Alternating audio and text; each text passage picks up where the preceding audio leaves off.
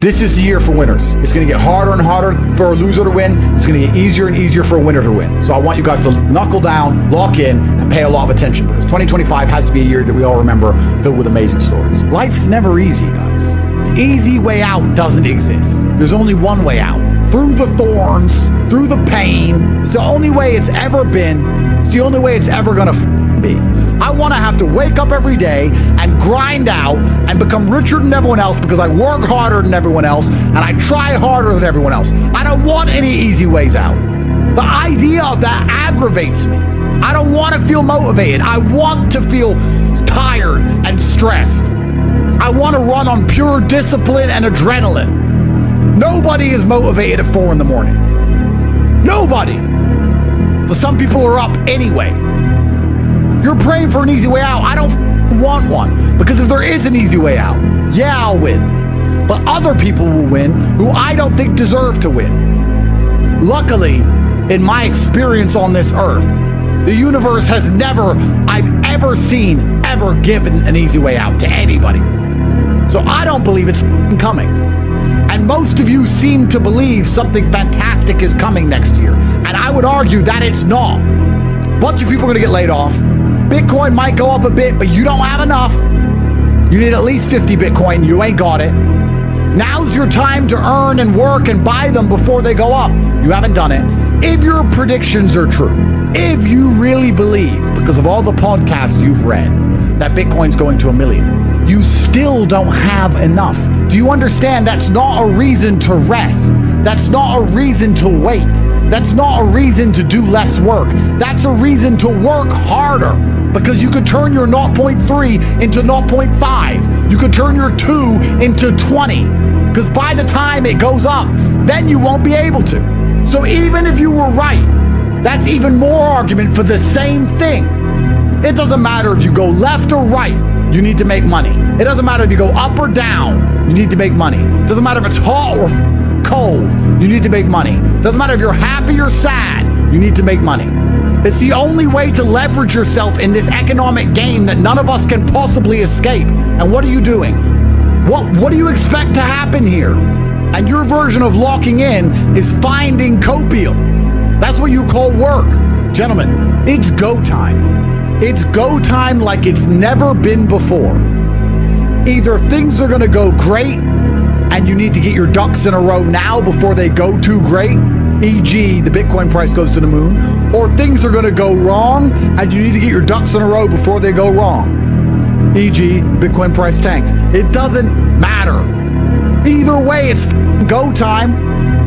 And truthfully, the law of averages ensures that the majority of people are exactly that, average. If you're watching this, most of you are average. Most of you cannot be exceptional by virtue of the nature of exceptionalism. You may be exceptional amongst the general populace because you're all fans of mine, but measured against other fans of mine, the majority of you will be average. That's what it means.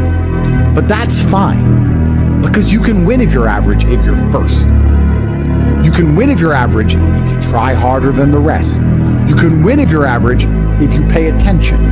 You can win if you're average if you do the right things, if you're not lazy. It's very easy to win if you're average.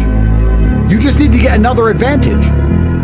And the easiest advantage is I'm prepared to put in the work every day, show up, and I'm going to start right now. I guarantee you results if you do that. Guaranteed. However you intend on making money currently is asking somebody else to pay you money. You can't make money. You are given money by somebody for something. Once Bitcoin proves itself as an asset that you believe it's gonna be, people would rather buy Bitcoin than give you the money for whatever service you offer, meaning it's gonna become very difficult for you to earn any money and buy Bitcoin. So you have to buy it now, before it blows up. If you're right, and if you're wrong, you still need to find a way to make money now. This is the beauty of what I wanted to say to you. There's only one answer to all things. The answer is always the same. Doesn't matter what happens. What matters is you need money. There has never been a time in my life where having loads of money was bad. Ever. It's always an advantage. It's a cure-all. Same with strength. I've never thought, damn it, I'm too strong. Damn wish I wasn't so strong. That doesn't happen. These are the two things that you can never get enough of, which is why they're the two things you should be focused on. Because once you get enough, you get to observe the game from above. You get to watch the ants argue and scatter around like I do. So I don't want you guys to be living on hopium. It is go time. Today is go time. Right now is go time. There's absolutely no other time for you to go but now. You either go now or you lose. Now you can finally take some action and get something done. As a man, you win by your very existence. That is the difference between a winner and a loser. A winner can breathe and people will have an opinion about it. A loser is trying very hard to be relevant. And it is your job to win as much as possible. And I'm going to make sure none of you are falling for a very obvious and simple trap. And that trap is the false idea of work and believing that anybody out there gives a shit about you as opposed to themselves. Because they don't. Life is actually very simple because it's a one-move win. Imagine no matter what scenario you're in, you only had to do one thing. Imagine boxing, and no matter what attack he threw at you, no matter how big and strong he was, no matter how tired you were, you didn't have to do any fancy combination. You didn't have to do any kind of clever footwork. You only had to do one move, and you instantly and endlessly, 100% of the time, won. And life is the same. And that thing is get rich. You know, whenever I see an argument online about anything, my instant response is, thank God I'm rich. And if I am emotionally vested in that argument, if I am looking at that argument and believe the outcome genuinely matters and can affect my life, I'm only more motivated to get rich. If I look at an argument and say, I really care about this, time to get rich. Why? Well, there's two reasons. Reason one is that wealth gives you power and allows you to move the needle. Because most of you are not rich enough to move the needle in any significant way. And two, wealth also gives you the ability to build your own reality. Focusing all that energy on getting as rich as possible is more likely to change your experience than rage posting. The easiest place to see this is with Bitcoin. Everyone loves Bitcoin. Everybody believes in Bitcoin. Bitcoin's going to the moon. I get it. But why are you watching videos about Bitcoin and researching Bitcoin instead of earning money to buy more Bitcoin? It's binary. You either believe in Bitcoin or you don't. And if you do believe in Bitcoin, the most prudent and intelligent spend of your time is to work as hard as possible to acquire as much as possible before the price becomes prohibitive. To sit there with 0.3 Bitcoin, to believe that Bitcoin's going to go up, and then to watch Bitcoin videos and watch hopium and research how the blockchain works with no intention of actually programming the blockchain in any way is a mistake. And it is a trick and a trap you are falling for, because you believe by doing that, you are somehow working towards the end goal. And you're not. You're attracted to Bitcoin because you can buy and forget. You love Bitcoin because it's offering you the lazy man's dream. Buy some of me and do nothing. It is the dream of every person alive to park some money, ignore it, and with no work have more money, because that's nearly impossible to do. If you want to start a rental property portfolio, you have to work. There's taxes, there's legal, there's cleaning, there's maintenance, there's finding tenants, there's work. Bitcoin is very lazy. So you buy it, you do nothing, and you're told you're going to be a millionaire one day. That satisfies part of your heart. That's a perfect scenario. But then you have this time on your hands, and you're sitting there thinking, well, Bitcoin's going to make me a millionaire, and I want it to happen now. So what do I do? What you start doing is reading about Bitcoin, tweeting about Bitcoin, posting about Bitcoin, watching all the hopium, looking up random YouTubers for their Bitcoin predictions, listening to Michael Saylor. All of these things you are doing because you are trying to expedite. You're trying to speed up the pace at which Bitcoin saves you from your miserable life. But it is a mistake, because doing all of that doesn't change anything. I know you could argue that the collective energy of enough people understanding Bitcoin and tweeting about it moves the needle. That is true. But if I were to say to you, spend the next 100 hours reading and watching Bitcoin videos, or the next 100 hours working, earning money, and buying Bitcoin, which one do you think would put you in a position where you could retire sooner? It would be from working and purchasing, but you're trying to avoid the work. This is so important, guys, that you find yourself in these political arguments, you find yourself watching Bitcoin videos, you find yourself locking in to do absolutely unproductive things, because the only thing that's productive in all scenarios is earning money. I ask a lot of people what they're doing. They say, locking in, bro. And their version of locking in is just dumb shit. Watching podcasts for hope, rage posting on Twitter for hope. It is best for you to assume that you're fucked. It is best for you to assume that Bitcoin is still going to be around the same price 10 years from now. It is best for you to assume that the prices will continue to spiral out of control. That is the best mental model for you to have. Because in that scenario, under that mental model, I can say to you, what the f*** are you going to do about it? And the only answer is work. Hope can destroy you. You're at the bottom of a well, and to save your manicure, you're praying someone's gonna throw a rope down or a ladder, because you don't want to scale the slimy walls and crawl out to salvation because of how difficult it's gonna be. And you're sitting at the bottom thinking, a ladder's coming soon. I heard this rumor of this guy who has a ladder and he randomly puts it down wells, and maybe he'll choose my one. So if I just sit around and wait, that is the wrong mentality. It will soon be nightfall. You will freeze. It will begin to rain and you will drown. You don't have time. If the man with the ladder is coming, then you're good anyway. If Bitcoin goes to 10 million and your 0.1 finally becomes worth something, you're good. If the ladder comes down the well when you're halfway up the wall, you're great. But you should begin to climb anyway. It is win-win. The only thing stopping you is the trap of believing you're doing something by praying for the ladder man and laziness. And that's the beautiful thing about life, because the answer is nearly always the same. Get rich, ignore the noise. Buckle down, ignore the noise. Lock in, focus, do important shit, ignore the noise. And make sure you're doing things that actually matter, because there's a huge work trap that's been set up. You're not working as hard as you think you are if you're watching podcasts which are giving you hope that you've already done enough work. That's what you're doing. You're hoping someone is going to say to you that you've already done enough, and that 0.1 Bitcoin is fine, and it's all fine. Nothing is fine. You need to crawl out of that well with your fingernails. You need to scratch your face on hard stone. You need to get out of there like a man, even if the ladder comes.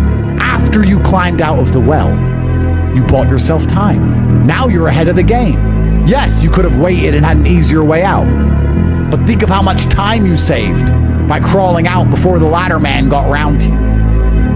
This is extremely important. It's extremely important. And the great thing about this mindset is most people don't have it. But if you bow down and you get rich, the rest will do it for you. It's fine. Let them do the heavy lifting. Let them sit there and rage post, and get mad, and lose sleep, and watch videos, and do all that crap while you stack cash. And I guarantee you, that's how you're gonna win. After I decided Bitcoin was a thing, I've never watched a video on it again. I've decided Bitcoin's going to the moon. That's my decision. I now have no interest in Bitcoin podcasts. I have no interest in Bitcoin predictions. I have no interest. I spend my time making money to buy Bitcoin Or something else. What would we do if crypto went to zero? Because probably 70% of our wealth is in crypto. Let's say we're worth 500 million. Keep numbers easy. 300 million is in crypto. So if crypto went to zero, what would we do? And I said, well, that would be fantastic. That would be great. Because now all the easy money's gone. And now all the dickheads who get to run around in Lambos and show off and buy girls' handbags, all the easy shit is gone. We're back to the hard world. We're back to the real world of real business, what we're best at. And we've got real estate portfolios, and we have gold, and we have stocks, and we have bonds, and ETFs, and cash, and we have all these other things. We don't just have crypto. Most crypto people only have 0.7 Bitcoin. That's it. That's their hope. That's their ticket. We have everything else. Even though I don't believe crypto's going to zero, it would actually be better for us if it did, because there'll be less people flexing money. We'd be the only rich people left. It'd be great if Bitcoin went to zero. We're perfectly prepared to do the hard work. There's no such thing as easy money. There's money you can work for. I can show you where the gold mine is. I can give you a pickaxe, but you have to dig. If you're not going to dig, don't go. Do not go down the gold mine with a pickaxe if you're not prepared to dig. Then you're wasting everyone's time. You're wasting my time for giving you a hard hat and a shovel. You're wasting the elevator operator's time. You're wasting the company's time because we could have hired somebody else who actually wants to dig. If you're not prepared to work, don't f***ing go down there. Stay at the top and never have a chance of finding gold. Believe that one day gold's gonna just fall on your lap. You're gonna find it by accident. By next year, I'll be rich. I don't have to work. I don't know how. It's just gonna happen. Let's see, shall we?